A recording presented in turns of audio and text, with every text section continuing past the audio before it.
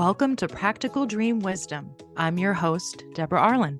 This show is about getting grounded in harmony and growing through healing. Please join me as we tap into the rich source and inner wisdom that our dreams consistently deliver. Through dream work, you will find insights and answers to your deepest questions, receive guidance for any lingering doubts, and resolve unconscious conflicts. Together, we will elevate your intuition and increase self-trust while unlocking incredible wisdom from the inner visions and sacred symbols of your dreams. Get ready to start working with your dreams. The Practical Dream Wisdom Show starts now.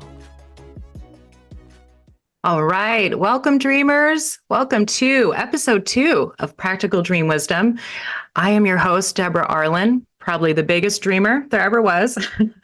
I am so excited to be connecting with you all today and continuing our conversation about dreams and how the everyday person can begin right now by working with their dreams in a practical sense and gaining all sorts of wisdom and insight and truly changing your life. Just real quick background on me.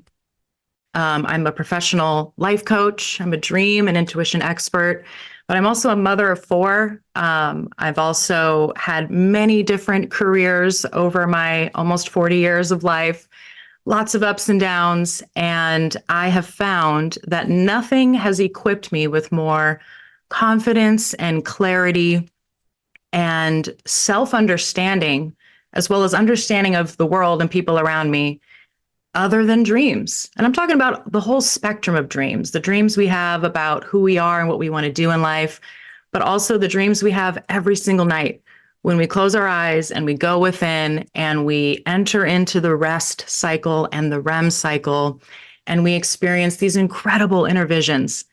And that's what I want to share with all of you. I really want to give you the keys to understanding your dreams.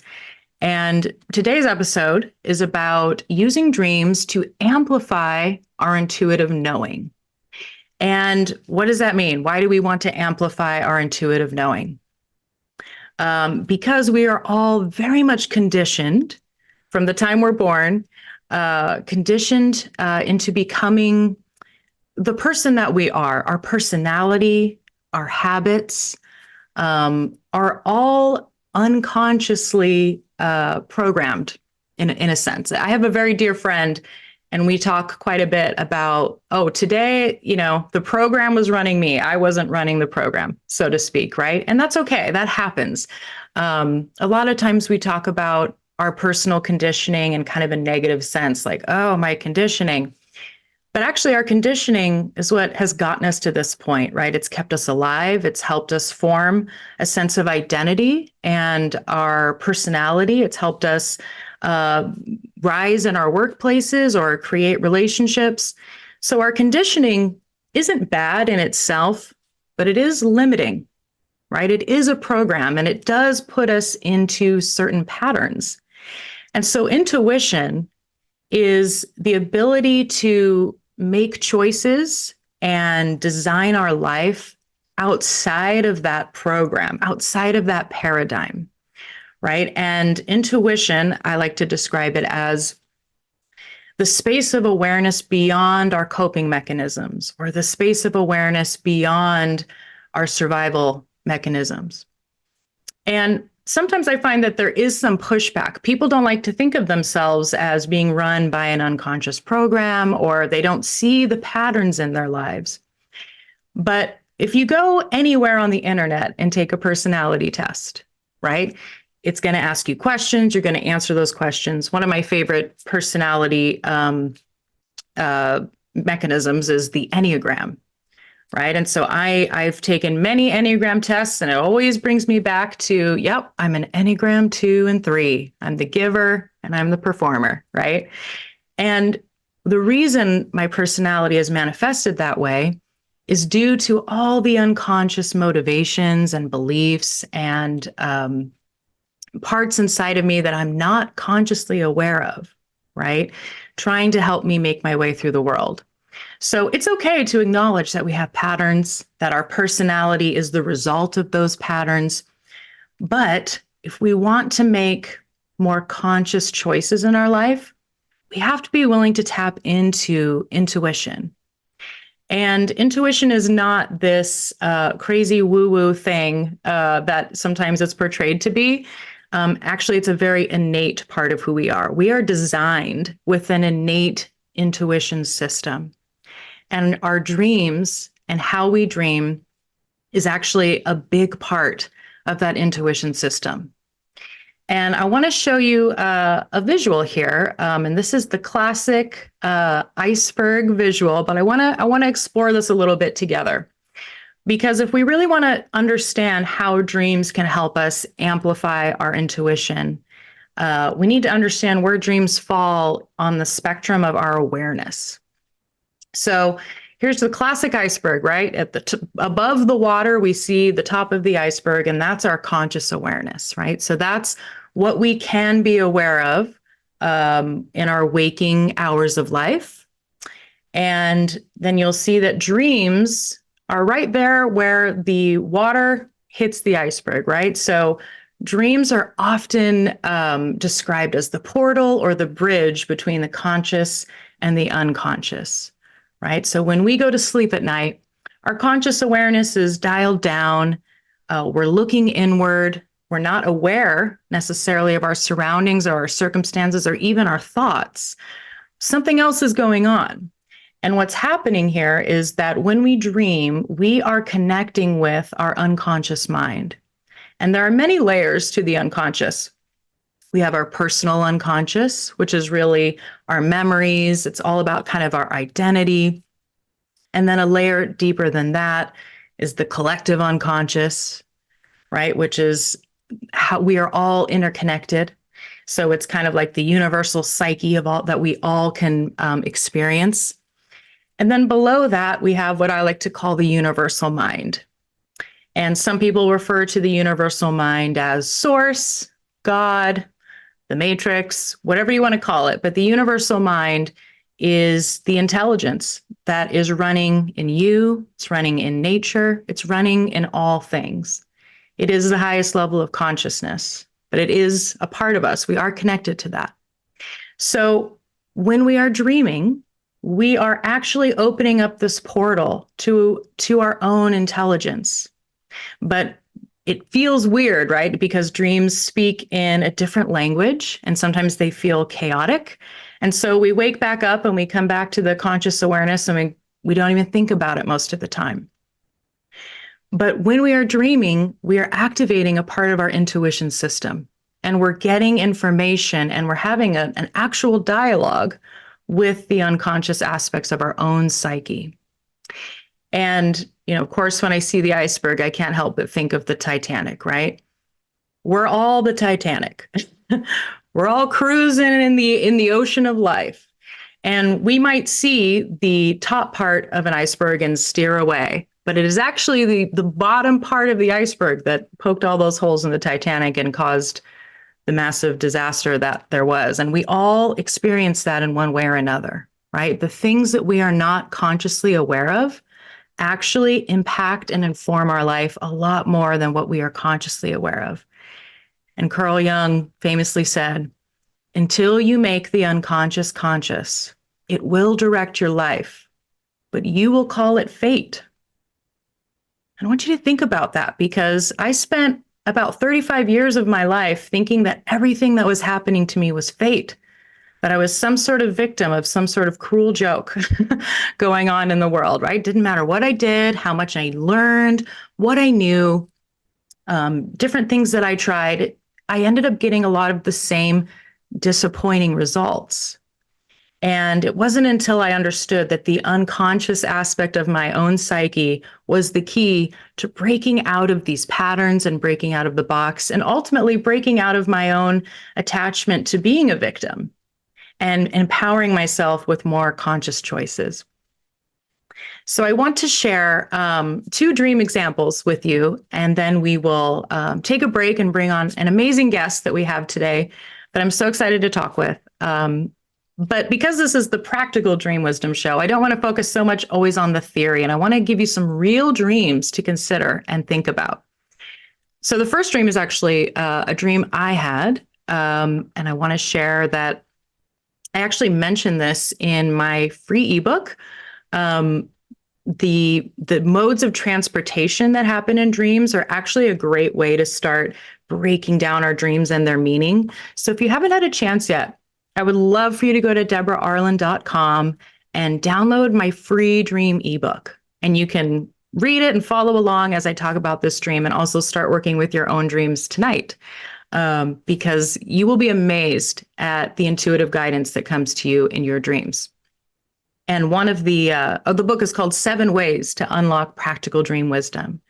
And one of the 7 ways is to look at how we are traveling in our dreams. Where are we going? And what vehicles and types are we using? So this dream that I had a very vivid ending scene. And we don't always have to work with a whole dream. We can just work with a scene that sticks in our mind. And this one just was burned in my mind the minute I woke up. And the dream was me, 9 months pregnant, riding a bike up a hill at night, headed to the hospital to go give birth to my baby. And then, bam, I fell. I slammed hard to the ground, and that woke me up from my dream. And it was a little jarring. And of course, I started to work with the dream. And at first I was like, look at me, I'm so in shape. I'm pregnant. I'm riding up this hill. This must mean I'm doing great. I'm in great shape. And then the more time I spent with it, working with the symbolism, I realized that what the message of the dream was telling me was that it's actually not supernatural to be 9 months pregnant, riding a bike uphill at night, right? That's a little odd. And the fact that I crashed, right? The dream was trying to impress upon me that this baby that I was ready to give birth to, which for me symbolized aspects of my creative business, right? Things that I was trying to bring to life and birth in my work and in my life. That if I pushed myself, if I really pushed myself like I have a tendency to do, hence Enneagram 3 performer, I was going to lose the baby. I was going to crash. And so my dream was trying to get my attention that the way that I was approaching my life and approaching my work was going to lead me down the same path that I'd already experienced multiple times, which was burnout, emotional crisis, and ultimately not having the baby that I was trying so hard to deliver and bring to life. And I know that I'm not alone in this, because actually there's been a lot of studies lately that show that 53 to 55% of women experience burnout on a daily. They're living their lives burnt out. And this is becoming a chronic issue in our society.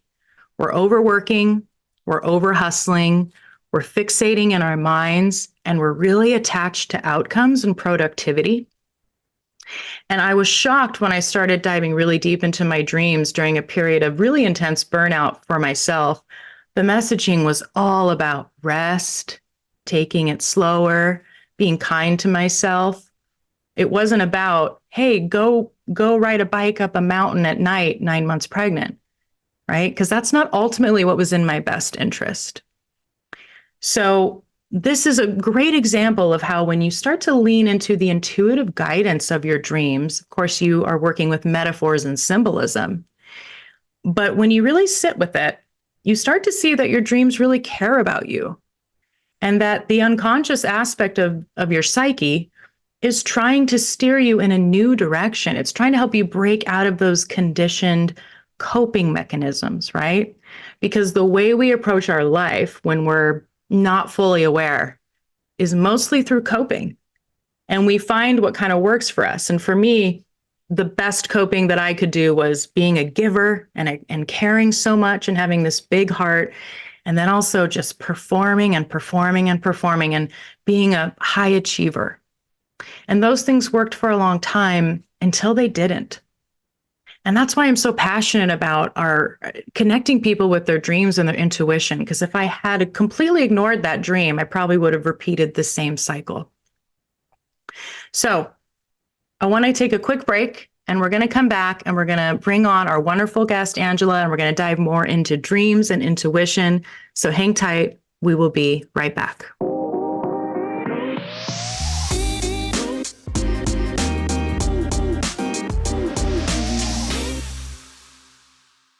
Welcome back to the Practical Dream Wisdom Show. I'm Debra Arlyn, and I have an incredible guest here with me today, the beautiful Angela Atkinson, joining us from Colorado. Hi, Angela. How are you? Hey, Deborah. Nice to be here. Yeah, thank you for being here today and being willing to chat with me and geek out about dreams and intuition and how we can access these incredible parts of ourselves to flourish more as people. And you're kind of new into my awareness, Angela, and I wanted to share that I was sitting on my couch one night, just kind of going into my internet trance, hopping around. And I landed on your website, and you have a beautiful business and website, The Intuitive Life. And I landed on your about page, and you share so openly and vulnerably on that page about your journey and what led you into helping people access their intuition, and dream work, I know, is a big part of that. But what struck me in your story was just like me, you are a high achiever. You've done so many cool things in your life, but there was a point where that became limiting for you. And I'd love to just hand it over to you and have you share more about that if you would. Yeah, absolutely. My father was a Jungian psychotherapist, and so from a very young age, I was exposed to meditation, concepts of the subconscious. It was this sort of underlying current throughout my life, and this trust and intuition instilled by my parents. And then I was leading this second track, as you mentioned, achievement. And, I got the MBA, I got the high powered positions, I was on the success path, and which worked for a while. As you so eloquently put it, when we're developing ego and identity, in the earlier parts of life, that's what you do. You're getting the family and the career, et cetera. At a certain point, I just call it kind of this double life, which was disintegrated, was actually causing me pain, physical pain, psychic pain, et cetera. And it became a point of survival to integrate and to actually kind of come out of the closet as someone who believes in our psychic awareness and intuitive abilities, and to integrate that and offer it as gifts to the world. Thus, the birth of my business about 4 years ago, where I offer trainings and services. So, that's kind of my journey. Yeah. Well, like I said, I really resonate with that. And I know that so many people do as well, right? It's like we live in a world that tells us we need to be something. We need to strive and put ourselves out there. And you and I have had a conversation previously about the validation and how when you are a high achiever and you are a performer, or even if you're not those particular types, like you could just be a perfectionist, or you could any person walking through the world, it's like we live and die by that external validation. And what I went through and what many of my clients go through is that at some point, that striving for that validation and that external confirmation that we are good and we are achieving and we are liked, it causes extreme pain the more we try and, I don't want to say push our intuition away, but the more we, like you said, are not integrated with our true selves or our higher self or that which makes our soul. I experienced it as, emotional pain, emotional crisis, mental exhaustion. And then eventually I was able to push through those because I'm so good at that. But eventually my body is what finally took me down and said, I can't do this anymore. And it was almost out of a survival need to go, I have to find a different way. And that's when I really started diving into dreams. But I didn't have a Jungian psychoanalyst parent. I mean, what an incredible gift to have this knowledge for your whole life. Can you tell me more about that, about how that must have been knowing these things, but maybe not fully integrated yet? Well, probably like you or many of your listeners can relate, when it comes from a parent, we tend to discredit it or push it away, or like, Right. yeah, thanks, Dad, I don't need another Rorschach test. But the theories, I watched the way that they lived their lives. And, my parents were very driven, guided by intuition themselves. And so at a certain point, sort of that adolescent rebellion and individuation gives way to the wisdom and the truth. And, I love what you said about just using that word amplify too, because that I have so many clients who have this, like, what's my purpose and why am I here? And which to me is just a signal of disconnection from the perennial river that flows through all of us all the time. Yeah. So like you say, that our intuitive knowing, our wisdom, our psychic awareness, the wisdom from dreams are flowing all the time, available to us at any moment. But there's this level of just not even aware, not even knowing that it's there, like the iceberg, if you're just pretty much residing above the surface for most of your life, you're not even aware of this undercurrent of wisdom and guidance and support and love, really, is what it is that's available to us all the time. And isn't it amazing that this is not what we're taught when we're younger? I mean, we might be exposed to these messages and maybe they don't sink in. It seems to be that at midlife, that tends to be kind of where we become more receptive to this information. But that's what I am constantly trying to put out in the world now. It's like, well, dreams, let's take dreams, for example. It's the show, right? We spend 26 years of our life dreaming. And I think I shared on the last episode that the average person has 137,000 dreams over their lifetime. And I remember I heard you refer to dreams as miracles. And they're both these incredible miracles, but also something that happens to us almost every single night. It's a part of our biological framework. We cannot not dream. And I find that what keeps people kind of untrusting of their dreams or their intuition is, one, intuition doesn't clearly tell us what is right or wrong. And this was something that I spent a lot of time working through myself, because our conditioning is on that duality paradigm.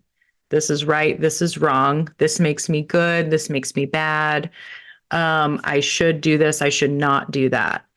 And what I have found is that dreams are giving us stories and metaphors that we can sit with until we feel that intuitive ping. And for me, I know that I'm onto something when I'm working with the dream, when I feel immediately relaxed, right? If I'm not like on edge about a dream and I can take a breath after kind of realizing, like that bike dream I shared, like I was kind of anxious until I realized the dream was showing me what not to do, right? It was showing me what might happen if I don't think about this more. And I got immediately calm. And I don't know if you share in that experience, but I'd love to hear how you feel when you're working with your dreams and the intuitive guidance coming through for you. Yeah, I've often wondered why dreams can be so elusive, and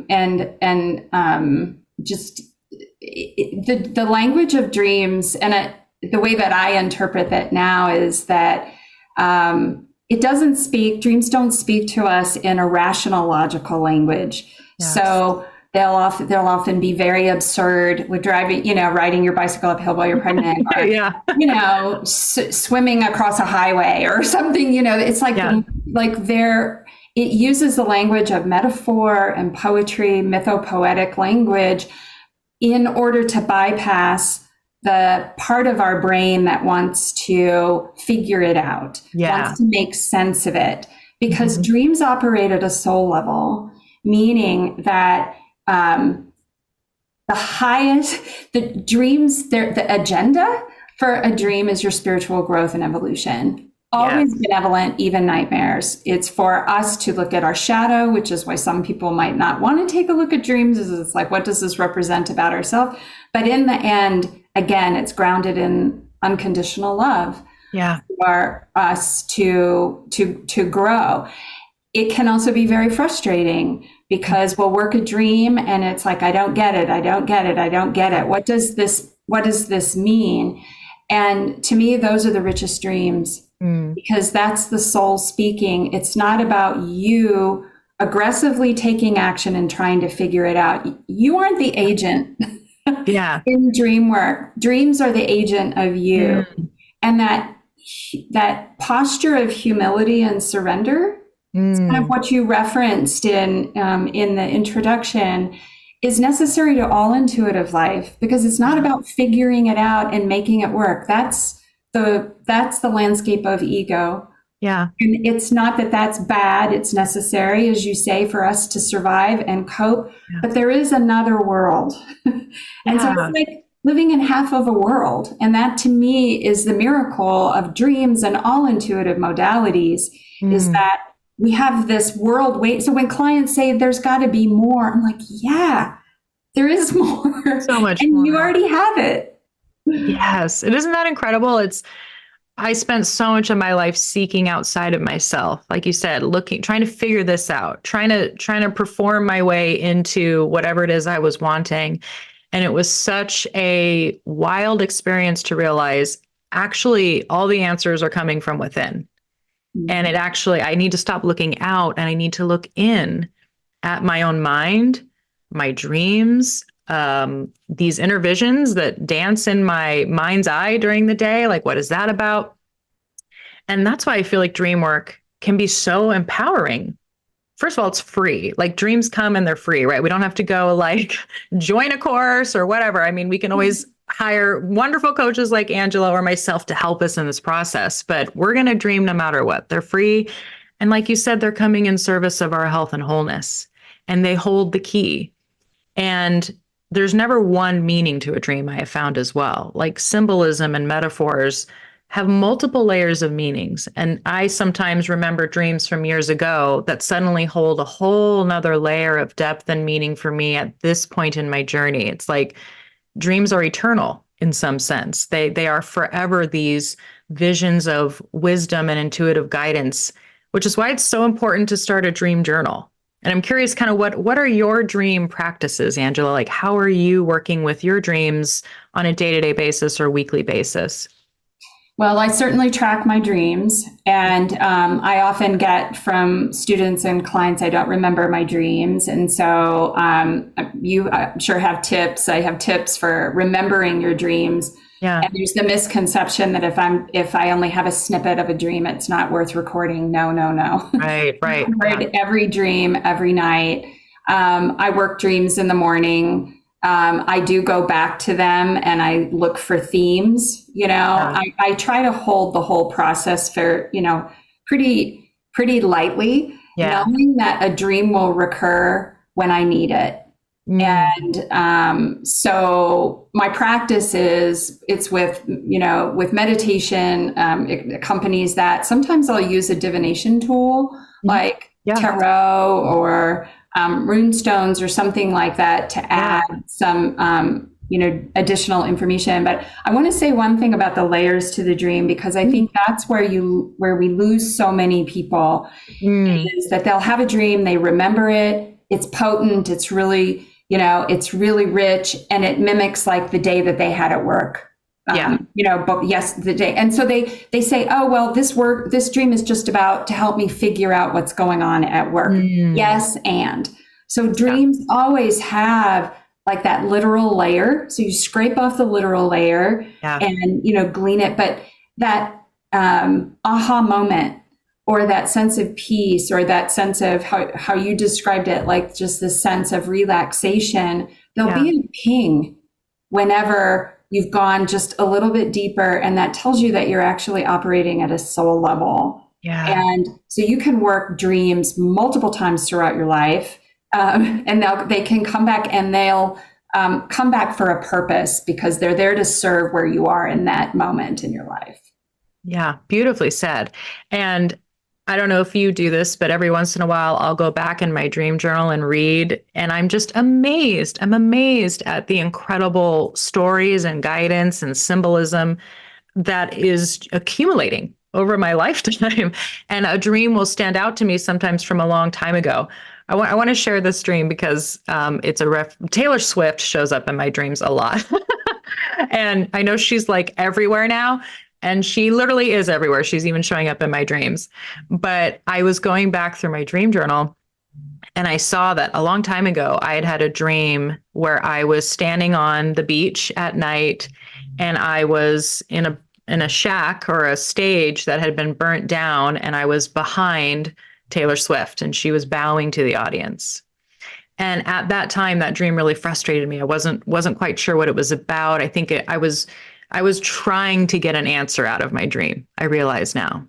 And so when I went back and read it, it just immediately, that ping, kind of that wash of knowing and relaxation came over that it was really a dream about persona, and how when we strive to have personas like Taylor Swift, right, high achieving performers, what that does, it burns us down. I was literally in a burning backstage. It's funny that I didn't get this the first time, but I share this to say that you can always go back to the dream and trust that if you didn't get it the first time, or you were maybe trying to force an answer out of it, just let it go. I think you were speaking to that, like hold it lightly, with reverence, but also knowing that it will come through when it's ready to come through. We don't have to force this.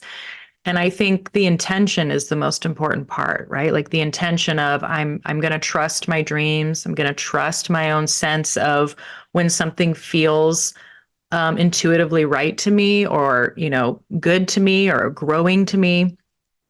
And that this is all coming from inside me, which always blows my mind. It's coming from within. I don't want to put you on the spot, but I was gonna ask you if you felt like you had any dreams that were significant to you along your journey that you might want to share. Yeah, I don't have a lot of lightning strike dreams, like, oh, this is, except for one, which I will share because it was so hit me over the head with, and generally I don't get those. They're like little nudges and kind of cryptic, and that's fine. But this dream, I was at a point in my life where I talk about, living that double life. And I was in my late 30s, early 40s, and just so done with kind of the masquerade of being the performer and being the success, the achiever. And I quit my job and I didn't know what to do. And I had this dream where I saw a shingle like outside of a storefront. And it had the name of this organization written on the shingle. I'm like, okay, that's really weird and interesting. I'd never even heard of it. And then the next morning, as I was scanning the help wanted ads, there was a position for that organization that was open. Whoa. I accepted the position, and it was an organization dedicated to soul work. And it was my first exposure to dream work. Oh, wow. So my dream. And so it altered the trajectory of my life.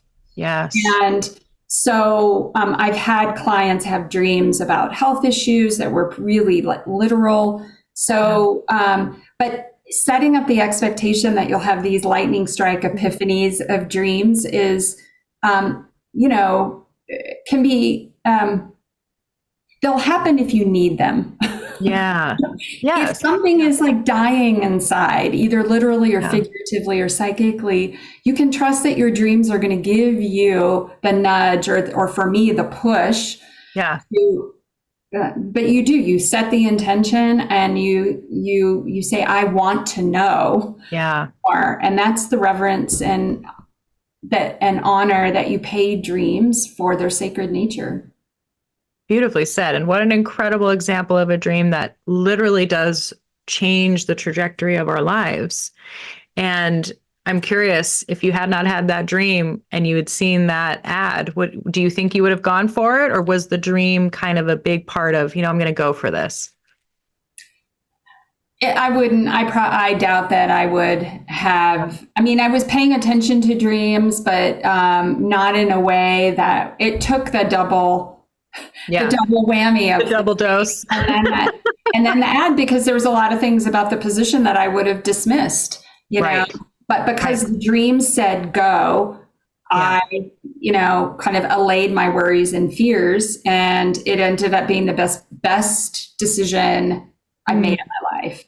Well, Wow. having my kids was really a good one, and marrying my husband. Yeah. Oh, yes. Those were good. Those were good. But in terms of psychically trusting, Yeah. and you talk about like going within, and it's not about becoming a monk, sitting in a Right. right. It's just about shifting the balance. So if your listeners are, feeling like they're too much in the world, right? Just kind of shifting the attention in a gentle way within, which your coaching helps clients do. Yeah. That's really, it doesn't have to be this, big, massive change in your life. It's just small decision after small decision to go inside. Beautifully said, Angela. Thank you so much for sharing that. I want to end there because I don't think we can top that incredible dream and wisdom you just dropped on us. And thank you so much for being here today and sharing your journey and your expertise with us. We so appreciate it. And I know you're on to traveling somewhere today, so I wish you safe travels. And if anybody wants to check out Angela's work, theintuitivelife.net, is that correct?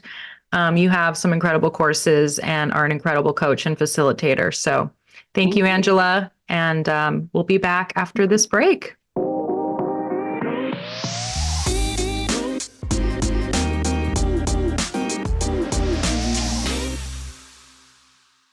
All right, welcome back to Practical Dream Wisdom. I'm Debra Arlyn, and we have been having an incredible conversation about how dreams help us amplify our intuition and increase our sense of inner knowing and intuitive knowing. And I want to thank Angela again for being on and sharing her incredible dreams and wisdom with us. And I'm going to share a few more actual real life dreams with you because I found that the more people hear about dreams that other people have, the more they realize, wait, I have dreams just like that.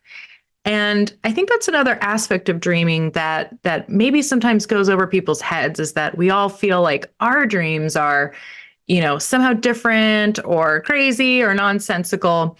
But the more you lean into your dreams and also hearing about dreams from other people, you start to realize that they're speaking a very specific language, and that language is symbolism and metaphor. And there are a lot of repeating themes and archetypes in all of our dreams because we are all interconnected and we all speak the same intuitive language.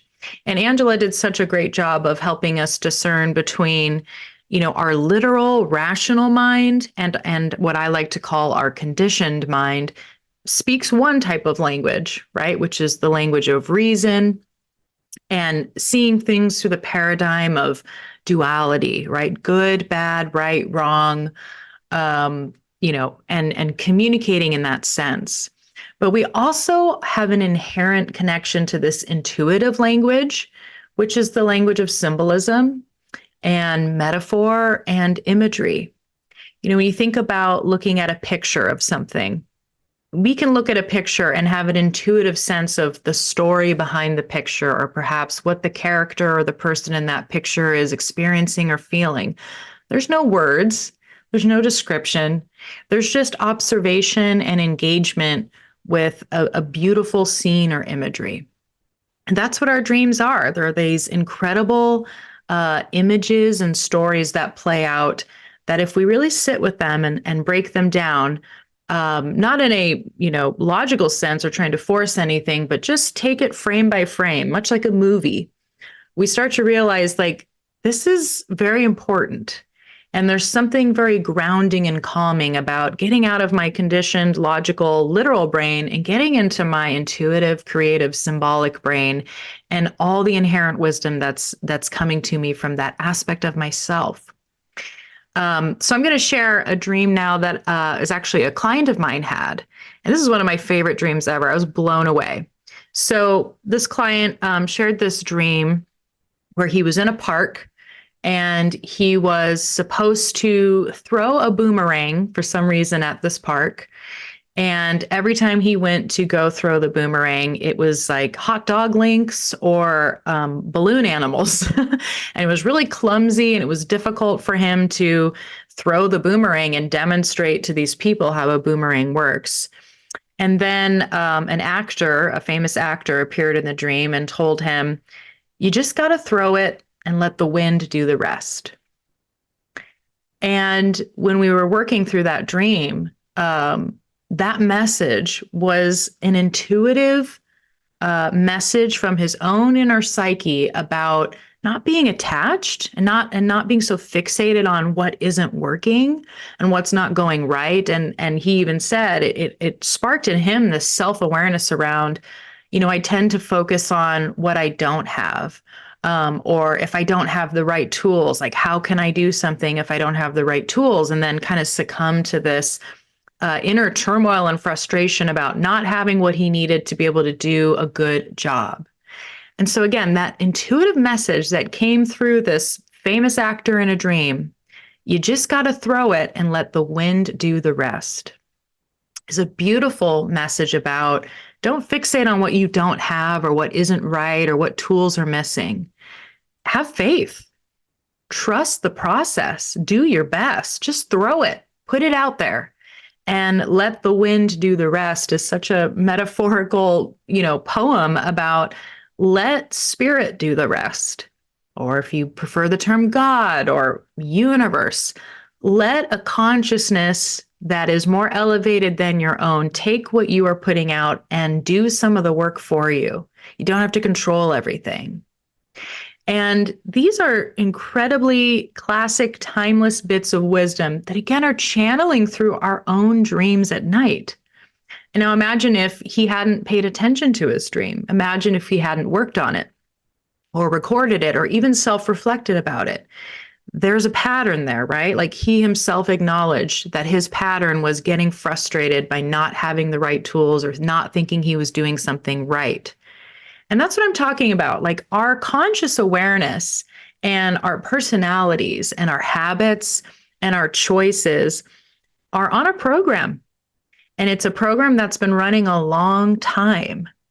And if you want to interrupt that program and you want to amplify your own intuition and grow your own sense of wisdom, then dreams are a great place to go. And actually, I want to share this slide that I have. It's called our Innate Intuition System. And I put this together to show, put it over here, that dreaming is actually a big part of our intuition system. And there are 6 practices of intuition on this slide. There's actually so much more. We have so many innate intuitive abilities designed and built into us. But I picked these 6 because these are the 6 that I use almost every single day. And so you can see we have clairvoyance, which is clear seeing, clairsentience, clear feeling. And then we have active imagination, which is closing our eyes and meditating and engaging with our own subconscious mind. And then we have dreaming, claircognizance, which is clear knowing, and clairaudience, which is clear hearing, right? Hearing messages and hearing voices that don't have a physical source. And what's so interesting is that dreams connect us to all of these other practices, right? Because when we're dreaming, we're seeing inner visions, we're seeing clearly. We are experiencing clairsentience in our dreams. We're feeling things. We're having strong emotions. We talked about this on the first episode. We have strong emotional responses and feelings about things. In our dreams, we're experiencing clear knowing, claircognizance, right? Just like that dream example, a famous actor coming and saying, just throw it and let the wind do the rest. That's clear knowing. That's innate intuition coming through. And then clairaudience, clear hearing of something that doesn't have a physical form. We are constantly having conversations in our dreams and hearing things.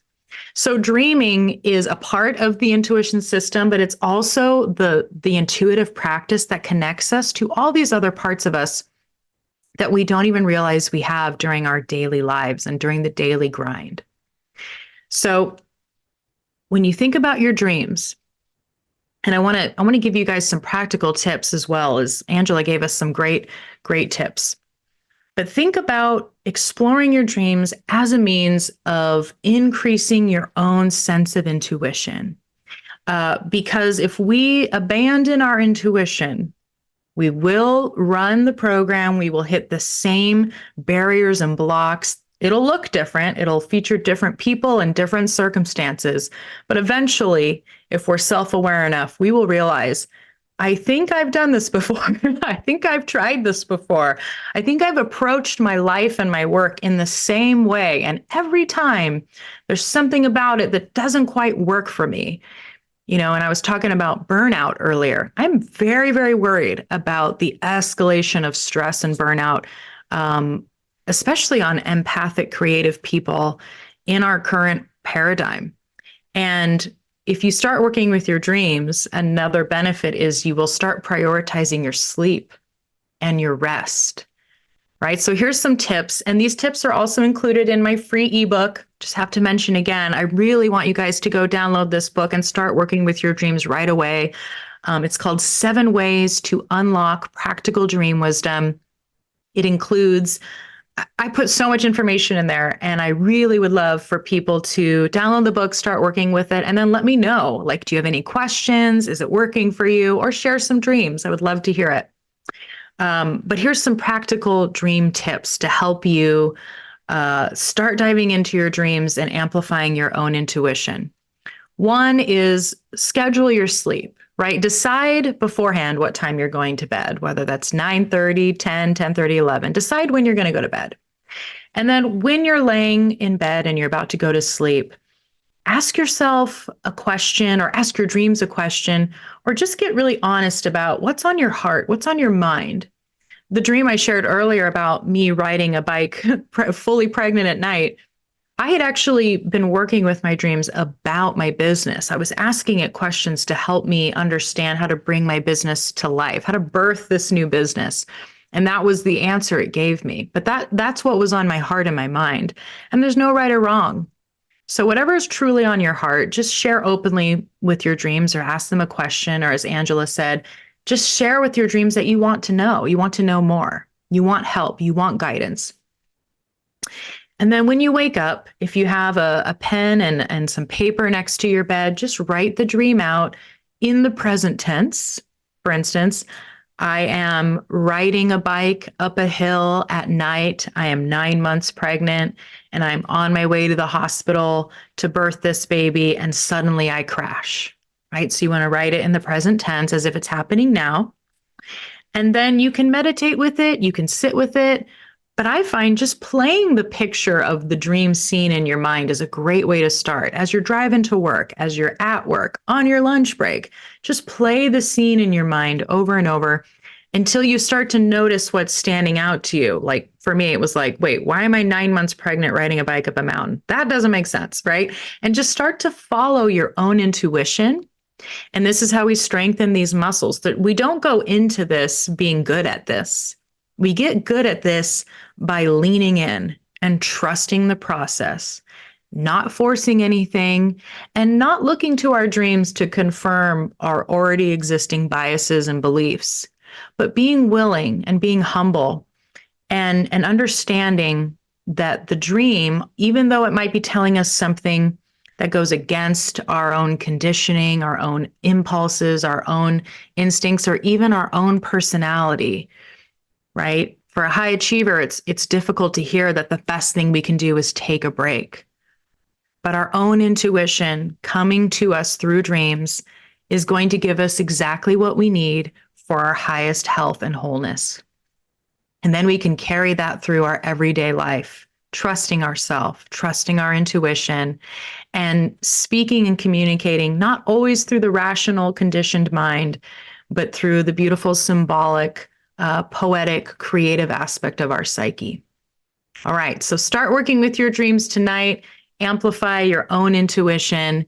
And until next time, keep dreaming, keep trusting, and keep leaning in to your own innate intelligence coming to you every night through your dreams for your practical everyday needs.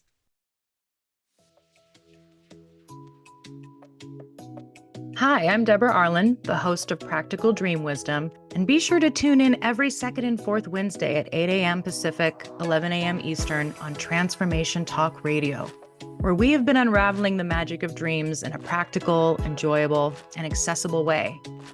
Nearly 26 years of our lives are spent sleeping and dreaming. This is an evolutionary necessity and an invaluable self-healing and self-empowering practice for the body, mind, and soul, not to be dismissed or overlooked. For more information, visit my website, www.debraarlyn.com.